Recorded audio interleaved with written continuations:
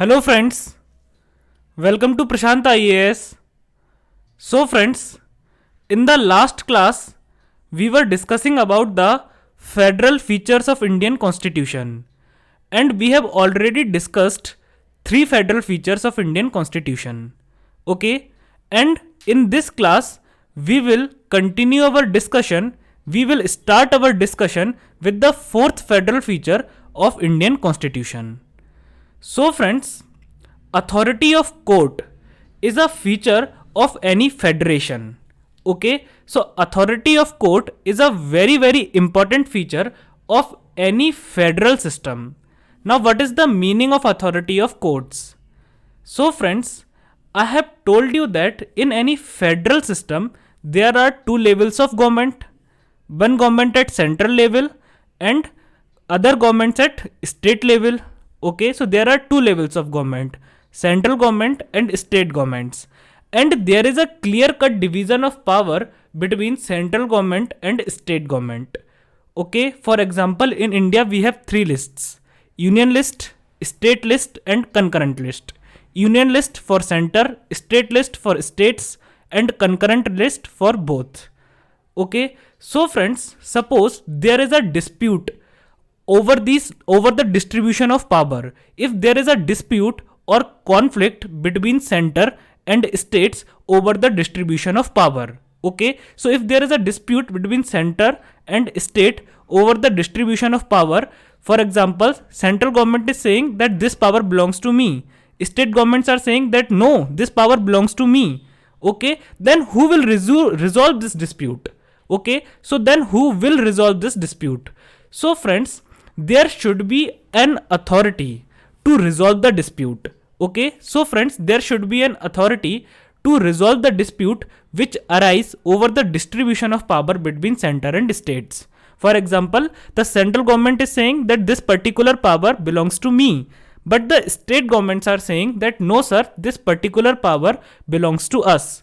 Okay, so then who will resolve this dispute? Because if there is no one to resolve the dispute, then they will continue to fight. So there should be some authority to resolve the dispute between central government and state governments. Okay, now friends, this authority should be independent of both central government and state governments. Okay, why? Because if this authority is not independent of central government and state governments, then they will interfere in the decision making of that authority. Okay, suppose that authority is under the influence of center. Okay, then what central government will do? Central government will simply try to influence its working. Central government will try to influence its decision making. Central government will try that the authority should give decision in my favor. And if this authority is under the influence of states, then the similar practice will be done by state governments. That state governments will try that this authority should give decision in my favor. Okay, so friends, this authority should be independent of central government and state governments. Means central governments and state governments should not be allowed to interfere in the working of that authority. Central government and state governments should not be allowed to interfere in the decision making of that authority. So this authority should be independent, as well as this authority should be very powerful. Okay, now friends, this authority should also have the power to interpret the constitution. To derive the meaning, interpret the constitution means to derive the meaning by reading the provisions or articles of the constitution. Okay, why? Because why the dispute has arisen? The dispute has arisen because there was some confusion over some provision of the constitution. Why? Because where the distribution of power between center and state is given, definitely the provisions regarding the distribution of powers between center and state is given in the constitution. So why the dispute has arisen? So definitely dispute has arisen because there is some confusion regarding that provision. So this authority should have the power to interpret the constitution. Means this authority should have the power to derive the meaning of the provisions of the constitution. Okay, now friends, The decision of this authority should be binding on state governments as well as central government. Means this authority should be given with very huge powers. This authority should be very, very powerful. Okay, so the decision of this authority should be binding on central government as well as state governments. Now friends, in India, this authority is Supreme Court. Okay, so if there is some dispute between the central government of India and state governments of India over the distribution of power, then definitely Supreme Court intervenes in between and Supreme Court decides that this power belongs to whom. Okay, Supreme Court decides that this power belongs to whom. Supreme Court resolves the dispute between center and states. And definitely we all know that Supreme Court is independent. Supreme Court is independent from the influence of center. Supreme Court is independent from the influence of states. Supreme Court is very, very powerful. Supreme Court has the power to interpret the constitution, and that's why we call Supreme Court as the conservator of the constitution. And friends, this was also asked as a question in IAS prelims, that who is the conservator of the constitution. So definitely Supreme Court is the conservator of the constitution. Supreme Court has the power to interpret the constitution. Supreme Court has the power to derive the meaning from the provisions of constitution. Okay, now friends, the decision of Supreme Court is binding on everyone inside the territory of India. The decision of Supreme Court is binding on central government, and the decision of Supreme Court is equally binding on state governments. Okay, so Supreme Court is the authority which resolves the dispute between center and state, if there is any dispute between center and state over the distribution of powers. So friends, now we have discussed all the federal features of Indian Constitution. Now we will discuss about the deviant federal features of Indian Constitution. Okay, means deviant federal features of Indian Constitution means the features which are not federal, features which are more inclined toward unitary system. Okay, so now we will discuss about deviant federal features of Indian Constitution. Deviant federal features means features which are not federal, features which are more unitary, or features which are different from the typical federations around the world. Okay, so deviant features means those features which are not federal. Deviant features means those features which are more unitary. Deviant features means features which are different from the features of a typical federation. So friends, what is a typical federation? Typical federation or a true federation? True federation means a country which follows all the principles of federalism. So what is a true federation? So true federation means a country which follows all the features of a federalism. Now friends, for example, USA is a true federal country. So what happens in any true federal country? That in any true federal country, there is a separate constitution for country and there are separate constitutions for states. For example, in USA, there is a separate constitution of USA and there are separate constitution for all the 50 states of America. Okay, so states have their separate constitution and country has its separate constitution. Now friends, in any true federal country, okay, in any true federal country, there is dual citizenship. Dual citizenship means people are the citizens of country as well as they are the citizen of provinces. Means people are the citizens of country as well as people are the citizens of states. For example, in America, the people of America are the citizens of America and as well as they are the citizens of their respective states. Means they are the citizens of America as well as they are the citizens of their states. Okay, now friends, there is a flag for country. For example, in USA, we know that USA has a flag, but there is a separate flag for every state. So each state of America has its own flag. Now country has an anthem, national anthem. For example, America has a national anthem. Okay, now each of the state of America has its separate national anthem. Okay, but friends, what happens in India? That in India there is only one constitution and there is no constitution for the states. For example, we know that there is one constitution for India. Okay, there is only one constitution for India, but there is no constitution for Madhya Pradesh. There is no constitution for Uttar Pradesh, Bihar, Rajasthan, Kerala, West Bengal. Okay, so in India, states do not have their own constitution. There is only one constitution for entire country. Okay, so it means that in India there is no two constitution system. In India there is only one constitution for the entire country. So this feature of Indian constitution is different from a feature of true federation. Okay, so this feature of Indian constitution is different from the features of federalism or from the features of a true federal country. Now friends, we know that in India there is only single citizenship. What does it mean? So it means that we are only the citizens of India. We are not the citizens of our states. For example, suppose there is a person named as Rahul, and Rahul lives in Uttar Pradesh. So friends, Rahul is not the citizen of Uttar Pradesh. Rahul is only the citizen of India. Means there is only single citizenship in India. Rahul is the citizen of India. Rahul is not the citizen of Uttar Pradesh. So we all know that in India we all are citizens of India, but we are not the citizens of our state. And actually we are the domicile of our state. Domicile means Mool Nivasi. So we are the domicile of our state, but we are not the citizen of our state. We are only the citizen of India. So this feature is again different from the feature of true federation. Now friends, we know that in India there is only one flag, okay, the Tiranga Jhanda. So in India there is only one flag for entire nation, and states do not have their own flags.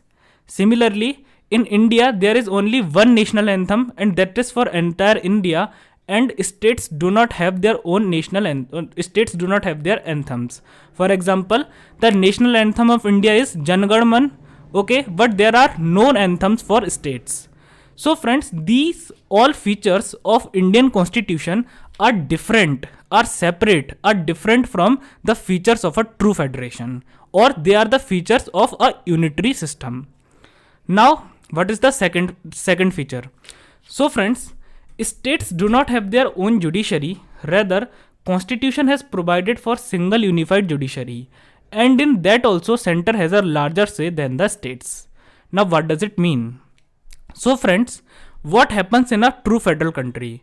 For example, USA is a true federal country. So what happens in USA? That there is a separate judiciary for country and there is a separate judiciary for states.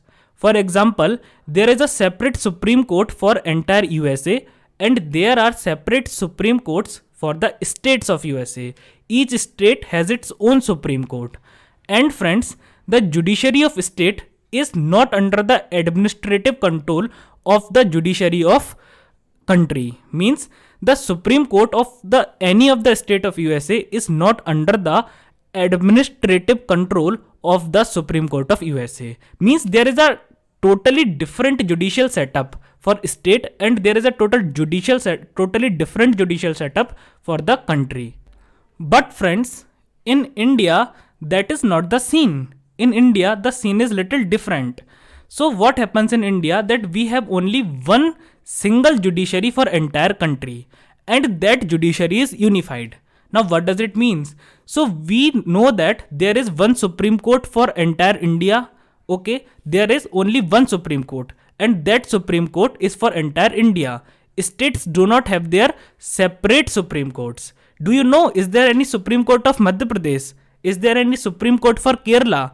No, states do not have their separate Supreme Court in India. So there is only one Supreme Court for entire India.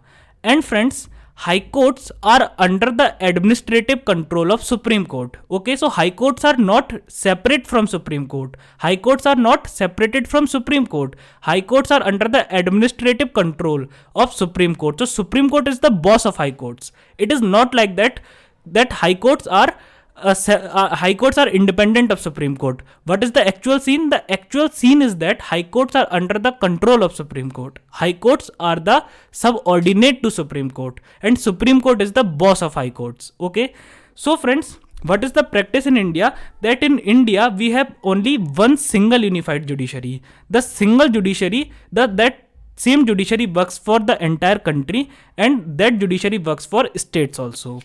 Okay, and friends, in that judiciary, in the single unified judiciary of India, central government has the larger say and states have very less say. Now, what does it mean? So, it means that central government can influence the judiciary, but states cannot influence the judiciary.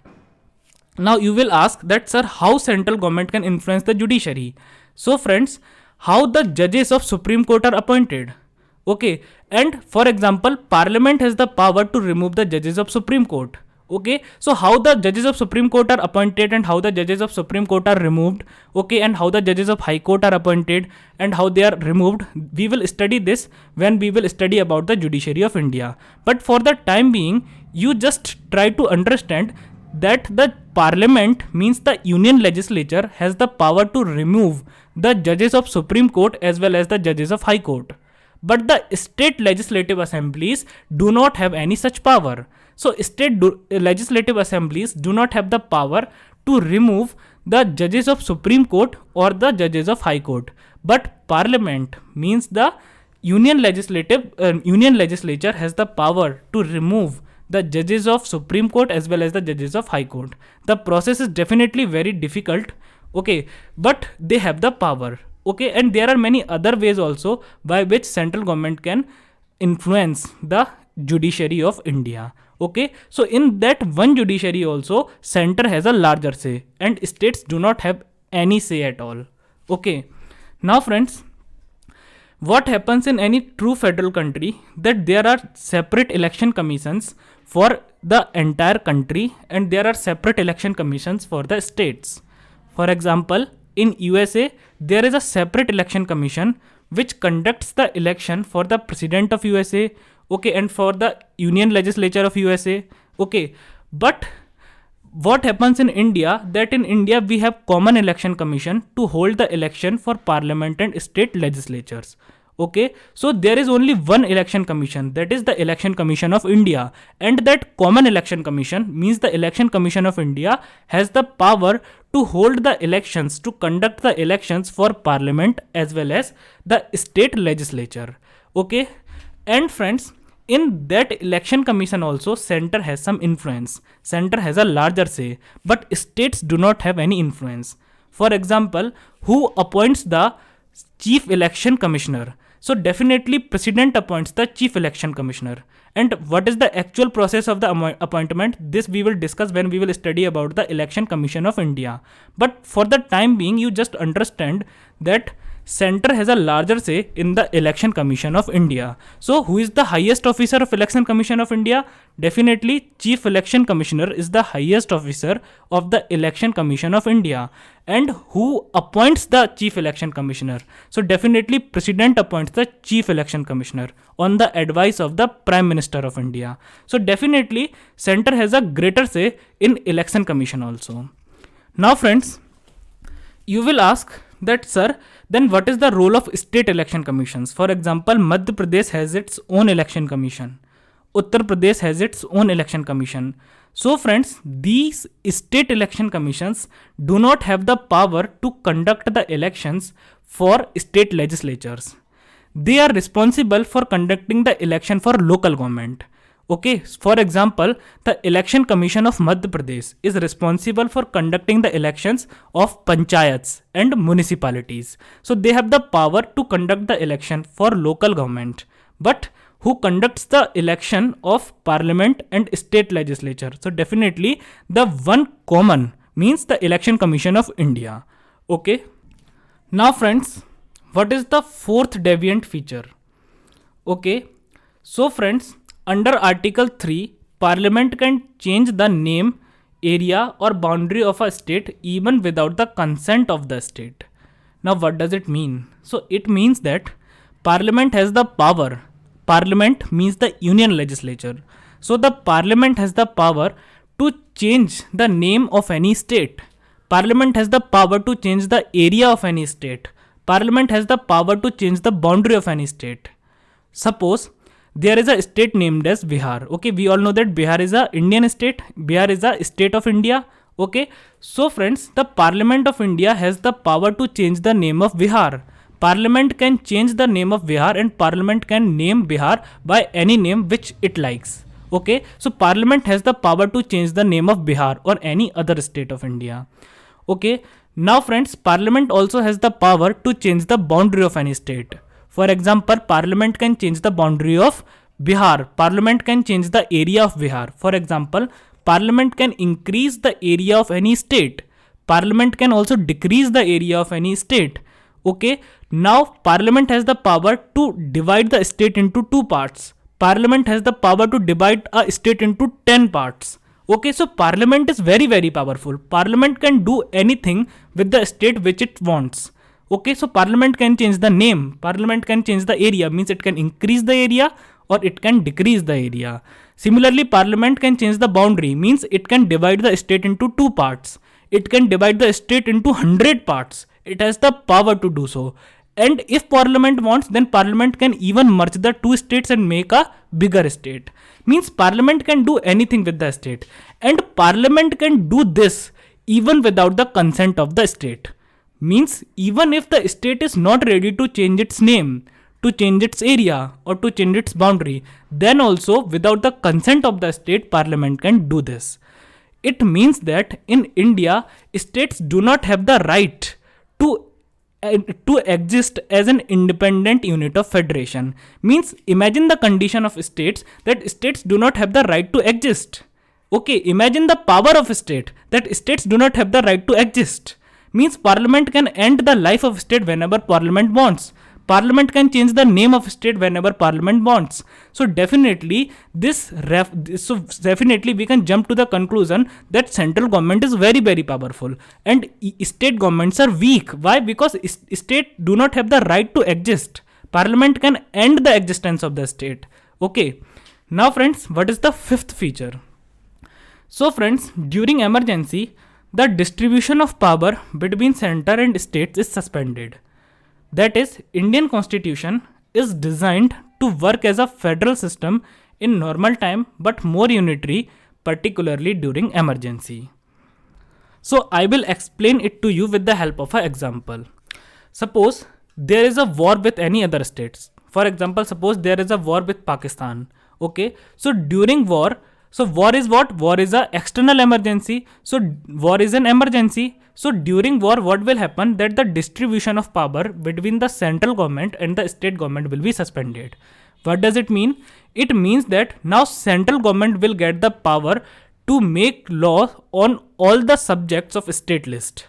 Okay, means what happens in normal time, that state governments had their different subject to make law and central government has their different subject to make law. Okay, state governments have their different areas of administration. Central government has its different areas of administration. There is a clear-cut distribution of power between center and states. But friends, what happens during emergency? Okay, emergency can be of many types. For example, national emergency, state emergency, finance emergency. Okay, financial emergency. Okay, so during any emergency, for example, what is war? War is a national emergency. War is an external national emergency. Okay, national emergency is also of two types, external or internal. We will study this when we will cover the topic of emergency. But for the time being, you just understand that, for example, war is a national emergency. So during war, what will happen? That the power distribution between the central government and state government will be suspended. It means that all the powers of the state government will be transferred to the central government. Means now central government will get power to make law on all the subjects of state list. Central government will get power to administer all the subjects of state list. Okay, means what happens during emergency? That central government becomes very, very powerful and state governments becomes very weak. So during any emergency, central government become very powerful and state governments become very weak. Now friends, some scholars see this as a flaw. Flaw means a fault in the federal design of India. That they are saying that what kind of design is this? That during emergency, you are unitary, but during normal time you are federal. Okay, so what scholars were saying that during emergency you are behaving like unitary, but in normal time you are federal. So this is just like a fault, means your constitution is faulty. There is some flaw in your constitution. But friends, this is not a flaw. Actually, this was the need of India. This was the need of India that we should behave federal during normal time and we should behave unitary during emergency. This was the need of India due to our historical factors, due to our geographical factors, and due to our cultural diversity. Okay, so this is not any flaw. This is not a flaw in the Constitution of India. This was our need. This was our need that we should behave as a federal constitution, as a federal country during normal time, and we should behave as a unitary country during emergency. Okay. So friends, now we will discuss about it in detail, that why this is so, that we are behaving as a unitary country in emergency situation, that all the powers are transferred to the central government and state governments are left with no power. Okay, and we are behaving as a federal country in normal time, that there is a clear cut distribution of power between center and state. So now we will discuss it in detail. So friends, the question arises that why do we need a federal structure? Okay, why do we need a federal structure? Why the constitution makers made India a federal country? So this question should also strike in your mind, that why the constitution makers made India a federal country? What was in their mind? So friends, first of all, we all know that India is a very large country. India is the 7th largest country of the world. Okay, so India is a very large country. You know that India is a very large country. On one hand there is Kashmir, on one hand there is Kanyakumari. Okay, so India is a very big country. Moreover, there is a very large, very huge diversity in India. We all know that different languages are spoken in different states. Different culture is followed in different states. Okay, the lifestyle, the attire, the food, the clothing, everything is different.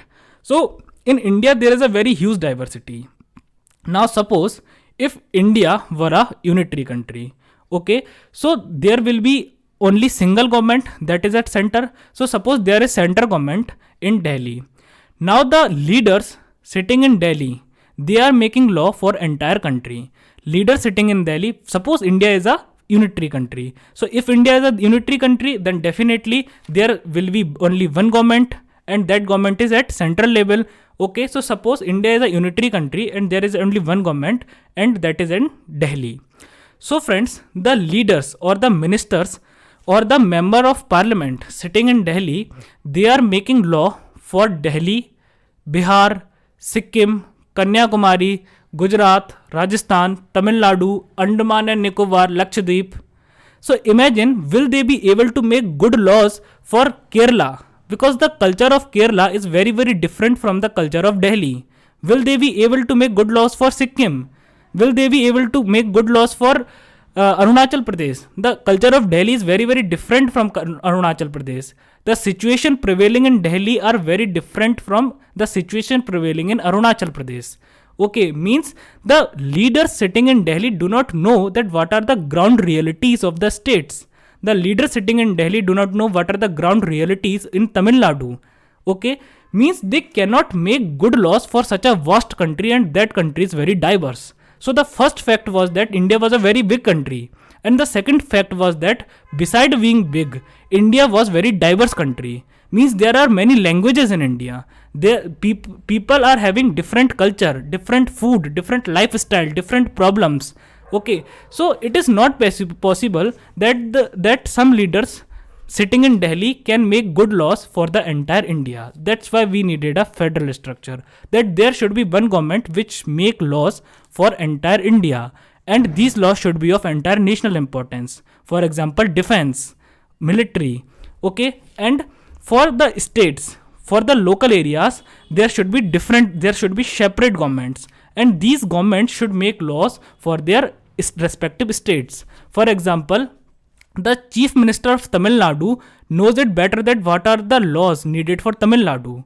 The chief minister and the legislature of Kerala knows it best that what laws are suited for their people. But the ministers and the and ministers and the MPs of Delhi do not know that what are the good laws, what are the demand of the people of Tamil Nadu or Kerala. Okay, so this was the reason that we needed a federal structure. Now, friends, there was one historical reason also, that some local rulers were not ready to join India. They wanted autonomy. Okay, means they did not want to join India. They wanted autonomy, means they wanted independence. So under list 2, means under state list, they were granted the power to make law. Okay, because what is list 2? List 2 is state list, and on the subjects of state list, state government is authorized to make law. So these rulers got the power to make law, means indirectly they got the autonomy, and they agreed to join the India. For example, the ruler of Hyderabad, Junagadh, Travancore, Bikaner, Jodhpur, and many other states. So they were not ready. They were not ready to join India. Why? Because they wanted to remain autonomous. They wanted to remain independent. Okay. So they were provided with autonomy. Why? How? They were provided with autonomy. How? That now they could make law on the subjects of list 2. Okay. So this was the historical reason that why we needed a federal structure. Okay.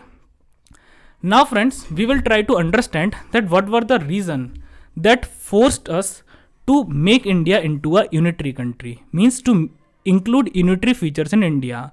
So why do we need unitary structure? Okay, why do we need a unitary structure? So friends, first of all, the first reason was secessionism. Secessionism means tendency to secede from Indian Union. Now what does it mean? So it means that there were many states who wanted independence from India and they wanted to leave Indian Union. Okay, so there were many states in the past who wanted to leave India, who wanted to leave Indian Union, and they wanted independence. Okay, for example, you must have listened about the Khalistan movement of Punjab. Okay, so this movement was actually broke out because they wanted separate Punjab. Okay, so there was a demand for separate country, Khalistan. Okay, so there was a demand for a separate country, Khalistan. So there was a tendency in Indian states to secede from the India. Secede from the India means to leave the Indian Union. Okay, and they wanted independence.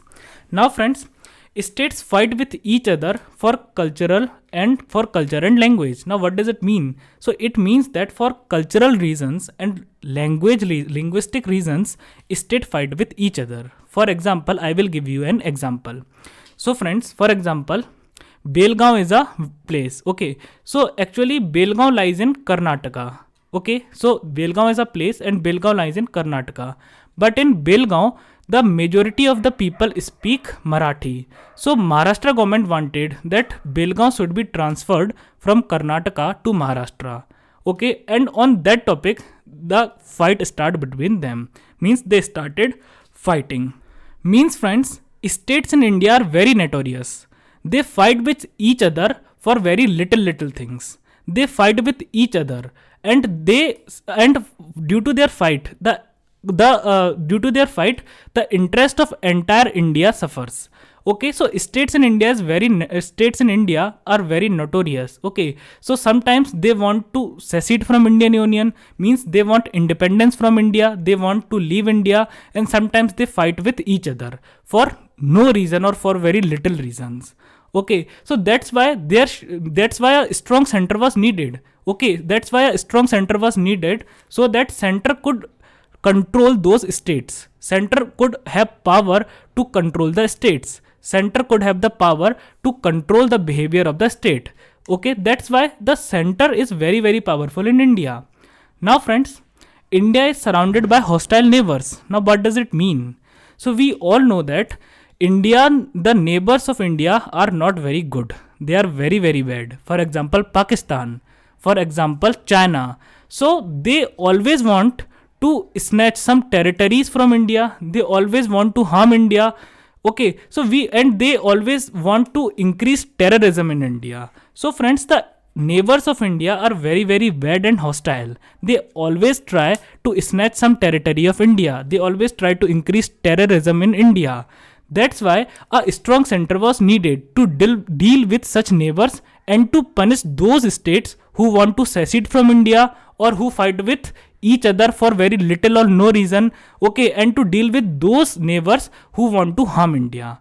So that was the reason why we needed a unitary structure. So center should be very, very powerful. We needed a very, very powerful center so that center could control the states, center could punish those states who want to secede from India, center could punish those states who fight with each other for cultural or linguistic reasons, center could deal with the neighboring countries who want to harm India. And this was the reason why we needed a unitary structure. Now friends, we will discuss about the next unitary feature or the deviant feature of Indian Constitution. So friends, Schedule 7. So what is Schedule 7? So we all know that Schedule 7 deals with the distribution of power between center and states. Okay, so we all know that what is Schedule 7. So Schedule 7 deals with the distribution of power between center and states. Now friends, there are three lists: union list, state list and concurrent list. Okay, so friends, what is union list? So parliament means the union legislature is authorized to make law on the union list. Okay, and the state legislatures have the power to make law on the subjects of state list. And what is concurrent list? So parliament and as well as state legislatures have the power to make law on concurrent list. So there is a clear cut demarcation or division of power. Now friends, you can see that there are 100 subjects in union list. There are only 61 subjects in state list. Okay, so what does it mean? It means that center has more subjects to make law. Okay, center has 100 subjects to make law and states only have 61 subjects to make law. Okay, so friends, this distribution is highly in the favor of central government. Okay, though Schedule 7 divides the power between center and state, but this division, this distribution of power is majorly in the favor of central government. This division itself makes the central government very, very powerful. Okay, so we can clearly see that central government has more subjects to make law. Now friends, besides having more subjects, these subjects means the subjects of union list are very crucial in nature. Crucial in nature means they are very, very important subjects. For example, railway. So union government can make law on railway. They have the power to make law on currency. So all the subjects of union list are very, very important. They are very, very crucial in nature. But friends, the subjects of state list are not that important. The subjects of state list are of local importance and limited geographical jurisdiction. Okay, so state list contains the subject which are of local importance and limited geographical jurisdiction. So what does it mean? It means that the subjects in the state list are not very important. They are inferior subjects. For example, agriculture is a subject of state list. Okay, public health is a subject of state list. Okay, so these subjects are what? These subjects are of local importance. They are not very important subjects. For example, agriculture. For example, agriculture is a subject of state list. Irrigation is a subject of state list. Public health is a subject of state list. So these subjects are locally important. They are not much important. So friends, what happens that all the important sources of revenue are in the hands of center. Why? Because all the important subjects are in the union list. So all the important and big sources of revenue are in the hands of center. So though state governments have their different and separate sources of revenue, but the central government is able to collect more revenue. Why? Because all the big sources of revenue, all the big sources and the huge sources of revenue are in the union list. So the central government is able to collect more revenue, and state governments, though they have their separate sources of revenue, but their sources of revenue are very, very small. So states are largely dependent on the center for money, and we all know that money is the very important aspect of power. Actually, money is power. Okay, we all know that money is power. Money is a very important aspect of power. One who has money has more power. So definitely in union list, such subjects are included, such sources of income are included which are very big. But in state list, only those subjects, only those sources of revenue are included which are very, very small. For example, corporate tax. So corporate tax is a very important tax, and corporate tax is a very big tax, means a huge amount of revenue, a huge portion of revenue of the government comes from corporate tax.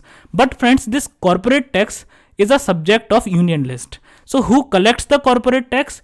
Definitely central government collects the corporate tax. So what happens that the central government is able to collect more revenue, and central government get control over money, and state governments are largely dependent on center for money.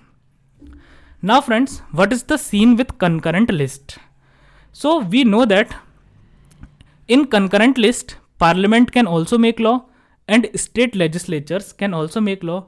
But friends, suppose there is a subject of concurrent list and parliament made law for it and state legislature also made law for it. But suppose there is a dispute between the law made by parliament and the law made by state legislature, then whose law will prevail? So definitely the law made by parliament will prevail. Okay, it means that the say of parliament, the claim of parliament is prior and superior to the states on concurrent list also. Means the law made by parliament will prevail if there is any dispute between the law made by parliament and state on concurrent list. Now friends, even on the subjects of state lists, states do not have the exclusive jurisdiction. Now what does it mean? So it means that we know that there are very less subjects in state list, only 61 subjects are in state list, and on those subjects also states do not have exclusive jurisdiction. What does it mean? It means that under 5 extraordinary situation, under 5 emergency or extraordinary situations, Parliament can also make law over these subjects of state list. Okay, means states do not have their exclusive right to make law on the subjects of state list. Parliament can also make law on the subject of state list under these 5 extraordinary conditions. So friends, now we will discuss about these 5 extraordinary situations in which Parliament gets the power to make law on the subject of state list. So the first condition is under Article 249. So friends, what is Article 249? So according to Article 249, if Rajya Sabha declares that a particular subject of the state list is of national importance, okay, for example, if there is a increased crime in India, then Rajya Sabha can declare that policing is a for example friends, policing is a subject of a state list. Okay, but if there is a increased crime in entire India, then Rajya Sabha can declare that now policing is a subject of national importance. Okay, why? Because the crime is increasing in entire India. So though policing is a subject of a state list, then also Rajya Sabha can declare that now policing is of national importance. Okay, so Rajya Sabha has the power to declare any subject of state list. Rajya Sabha has the power to declare any subject of a state list as of national importance. Means now this subject is important equally for entire country. Now how Rajya Sabha can do this? So friends, this type of resolution can only be introduced in Rajya Sabha. Okay, and if this resolution declaring a particular subject of state list as of national importance is passed in Rajya Sabha by a majority of more than 2/3 of the members present and voting, then Parliament will get the lawmaking power over that subject of state list. So what does it mean? So it means that if the resolution is passed by Rajya Sabha by a special majority of more than 2/3 of the members present and voting, then Parliament will get the lawmaking power for that subject of state list. Okay, so now Parliament will make law for that specific subject of state list. Okay, now friends, what is the time period of such power of Parliament? Okay, so Parliament will so this power will this power will remain to Parliament after the 1 year of the passing of the resolution. Means Parliament will be authorized to make law on a particular subject of state list for a period of 1 year from the date of passing of resolution.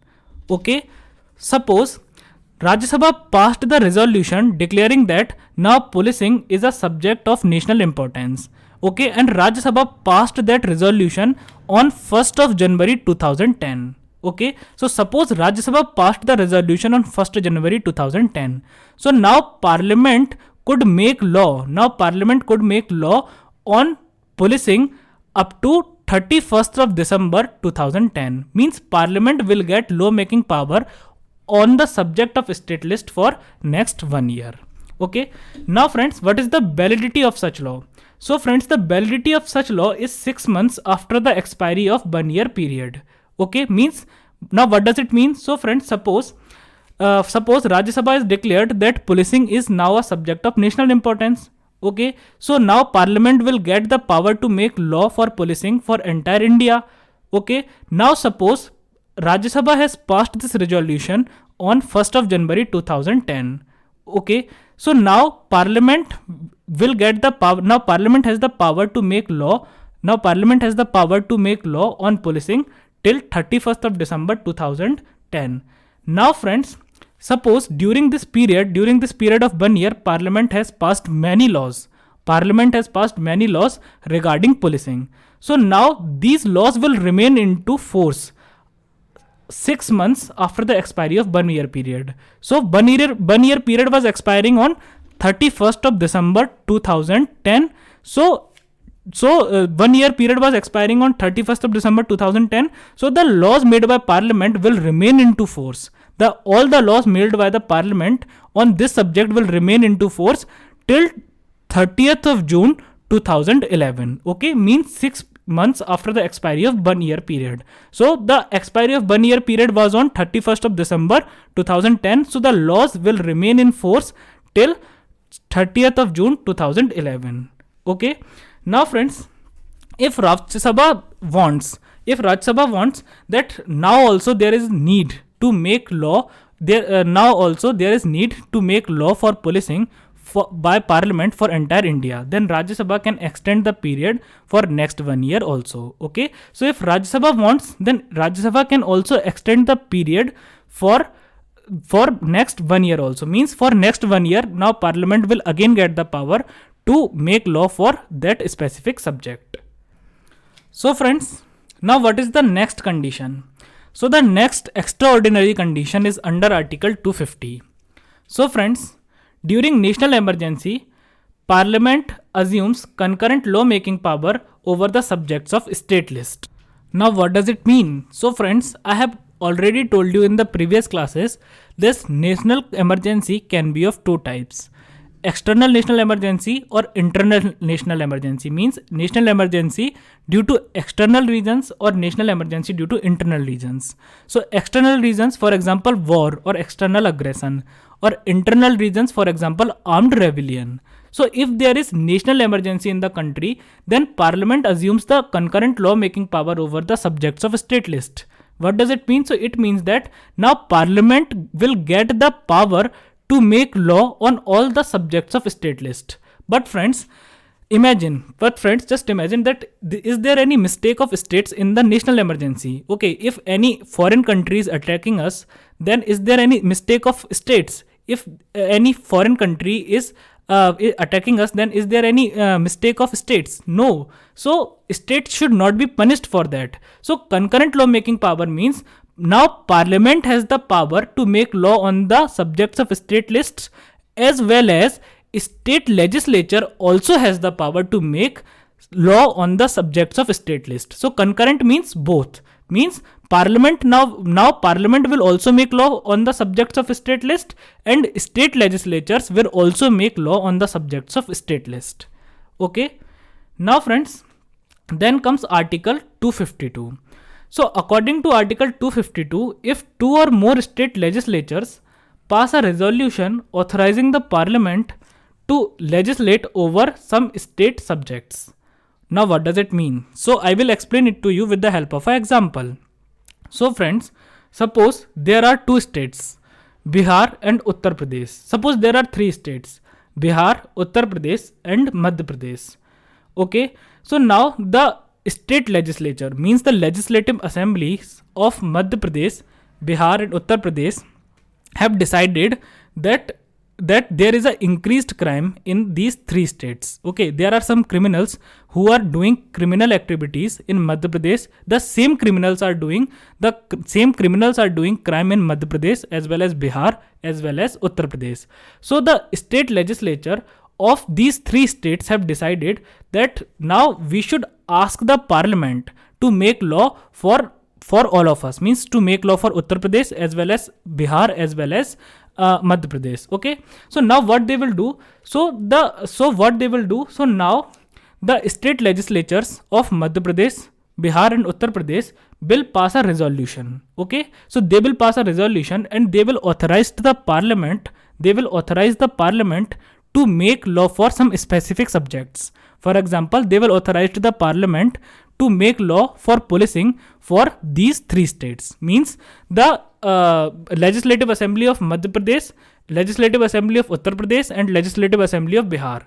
They will authorize the parliament that now parliament can make law on policing for MP, UP and Bihar. Okay, so now parliament will get legislative power for those subjects. Okay, so now what will happen, that parliament assumes the legislative jurisdiction over those specified subjects for those states. So it means that now parliament will get the power to make law for policing for Madhya Pradesh, Uttar Pradesh and Bihar. Okay, so now parliament will get the power to make law for policing for MP, UP and Bihar. Now friends, this power remains with the parliament till the time it is repealed by parliament itself. Now what does it mean? It means that state legislatures of the state, for example the state legislatures of MP, UP and Bihar, has the power to give their legislative power over some subjects to parliament, but they do not have the power to take this power back from parliament. Means this power of making law for policing for MP, UP and Bihar will remain with parliament till the time parliament won't. Means when parliament will repeal it, means when parliament will say that now there is no more need that I make law for you, okay, till that time parliament will remain with that power.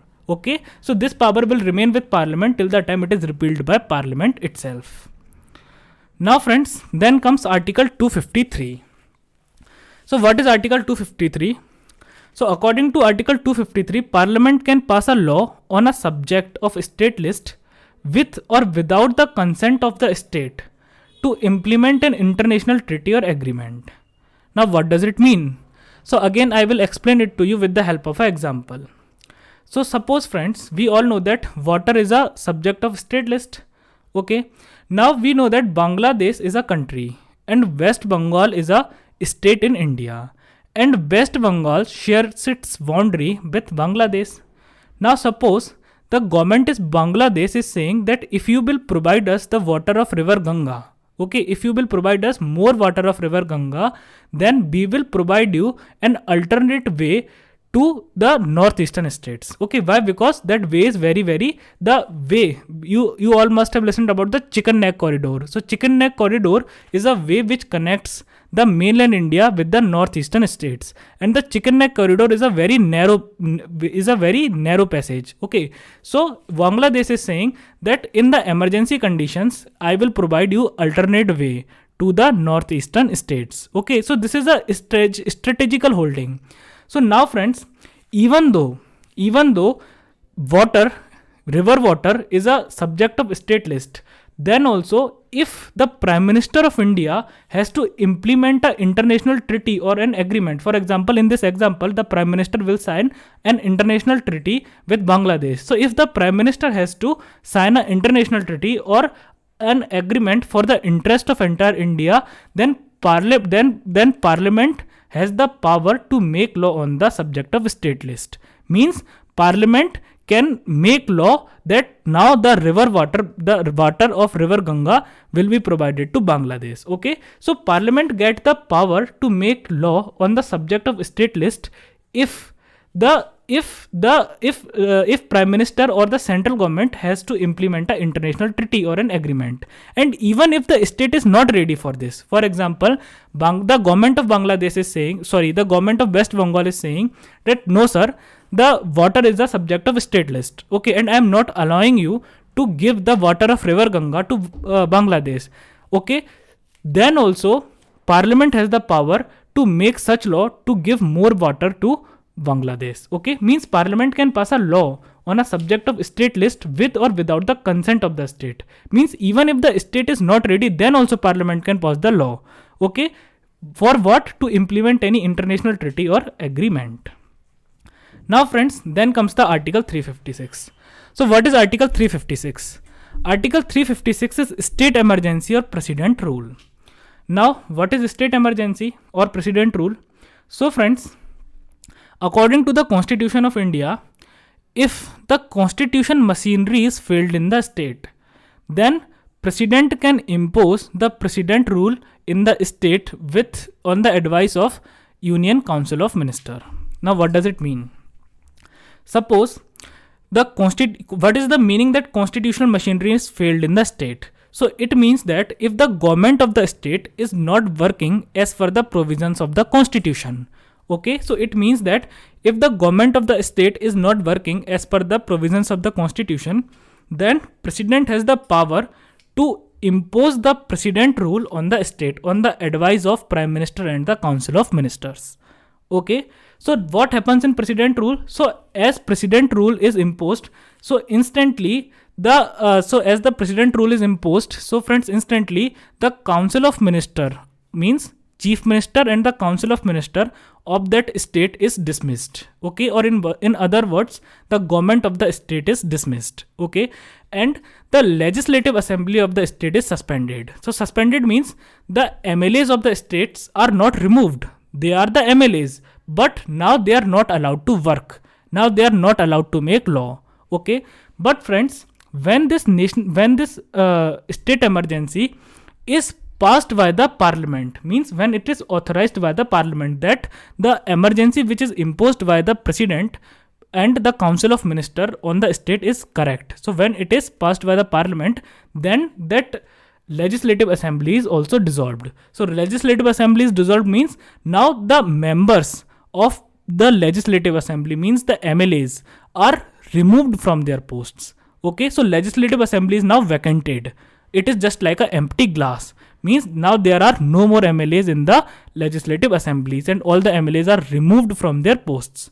Then what happens? That parliament assumes the legislative jurisdiction with respect to that state.